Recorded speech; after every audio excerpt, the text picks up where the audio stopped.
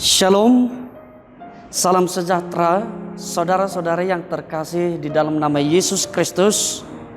Firman Tuhan yang menyapa kita di pagi hari ini yang tertulis di dalam Amsal 18 ayat 15. Demikianlah firman Tuhan. Hati orang berpengertian memperoleh pengetahuan, dan telinga bijak menuntut pengetahuan. Saudara-saudari delima terkasih di dalam nama Yesus Kristus, kita mengakui bahwa orang berpengertian dan pengetahuan pasti orang yang berhikmat. Saudara-saudari delima terkasih, kalau kita membaca di Amsal 9 ayat 10, di situ jelas dikatakan bahwa permulaan hikmat adalah takut akan Tuhan.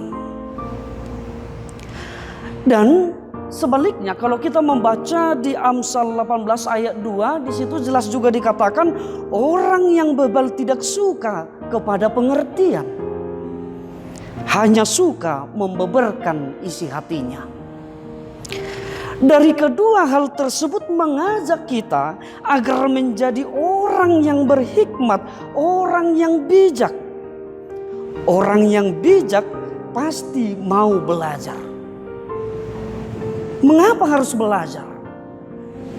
Tentu supaya cerdas dan memiliki pengetahuan. Untuk menjadi orang yang cerdas diperlukan pengetahuan. Pengetahuan adalah seluruh usaha dasar untuk menyelidiki, menemukan, dan meningkatkan pemahaman manusia dalam berbagai segi dalam alam kemanusiaan. Tentu juga banyak cara untuk memperoleh pengetahuan.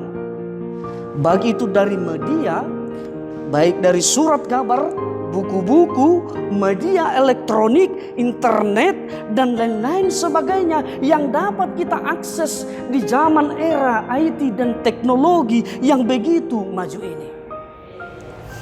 Kitab Amsal juga mengajarkan bahwa hati orang berpengertian memperoleh pengetahuan, dan telinga orang bijak menuntut pengetahuan. Dalam nats firman Tuhan buat kita pada pagi hari ini. Oleh karena itu, dalam sapaan firman Tuhan ada beberapa hal yang dapat kita pahami lewat sapaan firman Tuhan buat pada pagi hari ini. Yang pertama adalah menjadikan hati yang selalu berpengertian. Hati yang berpengertian itu adalah dengan hati yang tulus, ikhlas, lapang, yang harus mendapatkan pengajaran yang terus-menerus belajar. Hati yang berpengertian juga hati yang mau mengalah untuk maju. Mereka mau menerima pendapat orang lain tentang pengetahuan hal-hal yang baru.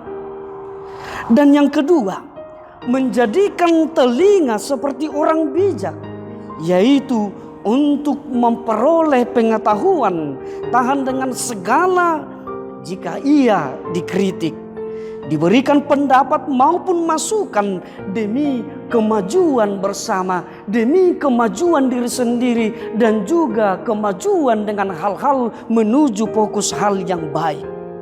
Orang bijak juga mau mengajak menyatukan perbedaan pandangan, pendapat untuk kepentingan bersama, baik untuk kesejahteraan dan hal-hal untuk memakmurkan dan untuk menjadi orang-orang yang selalu bijak di hadapan Tuhan. Untuk itu, marilah kita memiliki hati yang berpengertian dan memperoleh pengetahuan. Kiranya Tuhanlah yang memberkati kita semuanya. Shalom, horas, horas, horas.